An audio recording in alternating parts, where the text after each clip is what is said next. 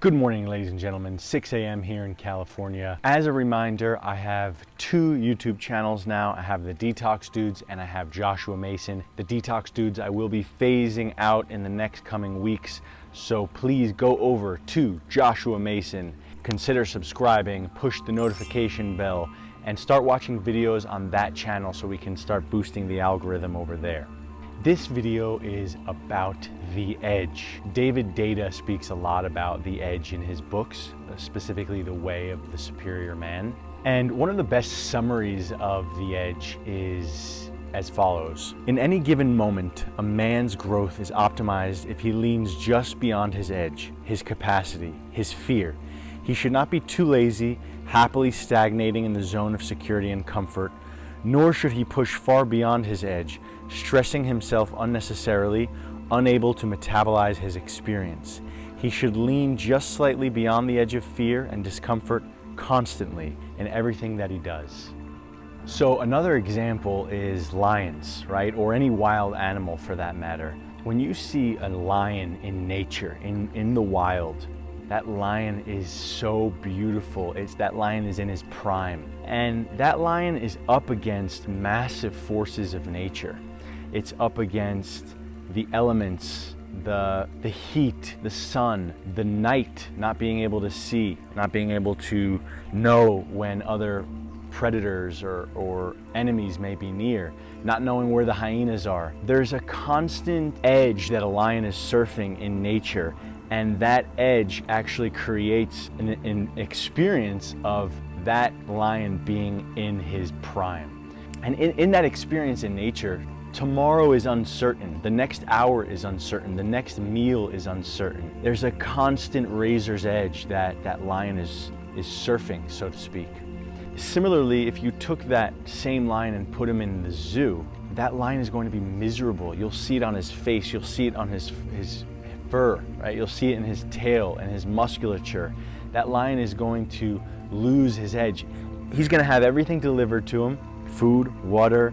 He's got visitors coming and saying hi, fresh batch of visitors every single day, and that lion will be miserable. Disease, unhappiness, sickness is going to be what prevails in a zoo environment. So humans, like lions, need risk, that we need opposing force in order to thrive. One experience I had before I started The Spirit of a Man, actually, it was the reason I started The Spirit of a Man. I was in Tulum, Mexico. I had tons of financial abundance.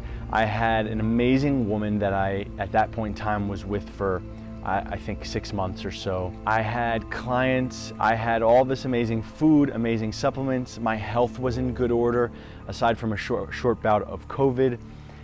And I would wake up every single morning feeling completely drained.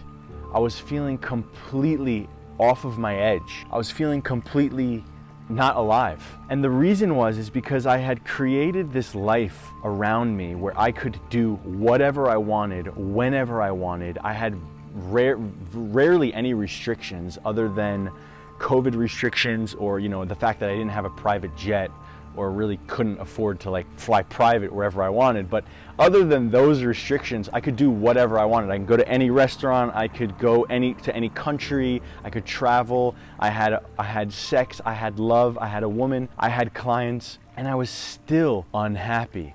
Why? It was because I lost my edge. I was so focused on creating freedom for myself, on creating the ability to do whatever I wanted, whenever I wanted, to have that power and that authority. I was no happier.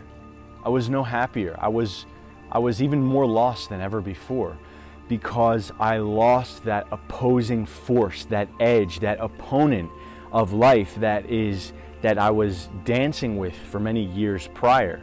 When you may have even seen my YouTube channel where I was filming every 2 days, every 3 days, there was a force, right? And I got it back, not to worry, I got it back.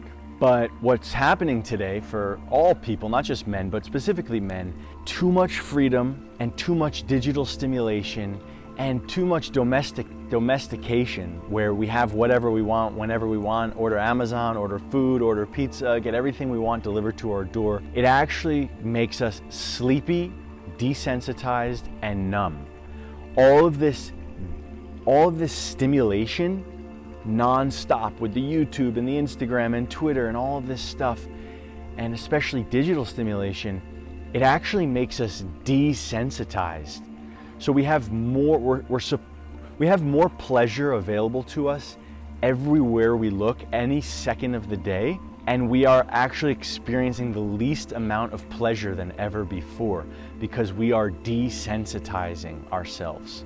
So the art of the edge is one has to find their own edge. One has to be really honest with themselves about where their weak spots are, about where their edge is, and we never judge the edge. One man's edge could be to go say hello to the woman at the grocery store, and Tony Robbins' edge is to speak to 300,000 people at the same time and rock their fucking lives and blow their minds for, you know, the $5 million that he made that day, right? And so every man has his edge. We don't judge like better or worse or compare or say, you know, this person's better because their edge is here. Everyone has their journey, their timeline, and their path. And the art of the edge is to find your edge, to be really honest with yourself, and to surf it. The alternative experiences to being honest with yourselves and surfing it are moving far beyond your edge in sort of an alpha machismo accomplishment character, where you actually are just on this incessant grind. A lot of times it takes the shape in physical form. Like you can look at someone like, I'm just gonna hate on, part of my new YouTube channel is I'm just gonna publicly hate on some public figures. But like David Goggins, right? Like David Goggins is a perfect example of someone who, I mean, he's got a lot of good wisdom and he's, you know, he's a sharp dude, but he's an example of someone who is moving far beyond his edge and not actually digesting or metabolizing his experience, his fear, his beingness. It's more of like a machismo fighter alpha sort of overlay. I feel my legs starting to hurt. I started feeling dehydrated. Started feeling sorry for myself. Started looking around. No one knows I'm fucking out here running. Why don't you go ahead and just stop? Call your girl, have her pick you up. And that's when I feel like a little bitch. And this is when your mind has to fucking change. You gotta start thinking, I'm the greediest motherfucker in the world. Your dehydration? Fuck it. Lick your motherfucking lips. On top of the core naked human experience that we can't avoid. Like we are all very, very vulnerable creatures. David Goggins is not going to tell you that he's vulnerable, but he is. Underneath that character is an immense vulnerability, right? Is an immense nakedness, right? Every man is seconds away from a completely different life, whether it be a car accident or loss of money or, you know, like it sounds funny, but like a knife literally requires like 4 pounds of pressure to cut through human skin, right? And we're these invincible creatures, like invulnerable, invincible alpha creatures. Are you kidding me? We're vulnerable, right? And so that overriding of the human experience and losing and overstepping the edge in attempts to avoid feeling fear or avoid feeling emotions or feeling oneself or avoid feeling the wound of being a human, right? That's one way. The other way is to be a witness or like a bystander to your own life, where you constantly see things that you should be doing, or you're just watching YouTube all day or witnessing yourself in life. You're in the stands watching the game of life and you're not pushing any boundary. You stay comfortable. Maybe you have your 40-hour work week and you stay comfortable, you drink your beer, you watch TV at the end of the workday, and you're comfortable, and that's it, and that's your life. And you grow, you know, every couple of years you get your raise, right? So that's a man afraid to surf his edge, right? And then the other extreme is a man penetrating far beyond his edge and losing the essence, soul essence, losing emotional essence, losing presence. Again, every man's edge is different. You want to find your edge and surf it. And the ultimate way of doing this is with other men.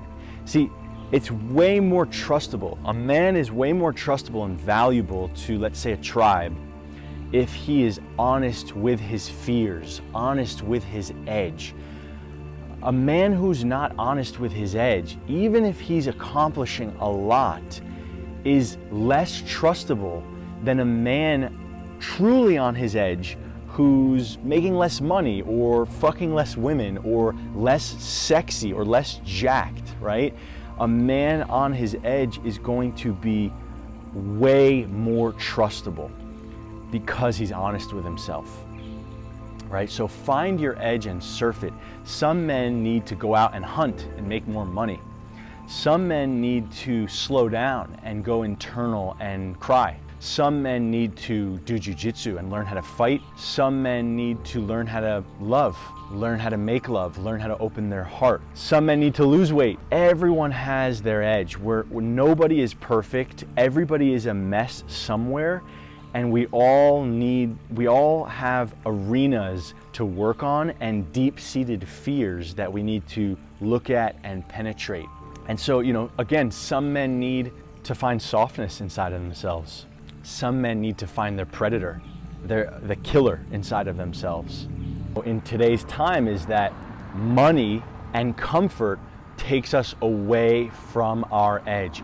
With money, with a lot of money, you could buy your way off of the edge, right? You could take the limos, you could take the private planes, you go out to the best restaurants, you can, seduce all these women because of your, stature, your social stature. And you can buy your way out of a lot of problems, right? Like money has the ability to buy your way out of pain sometimes, but there's no free lunch in this world.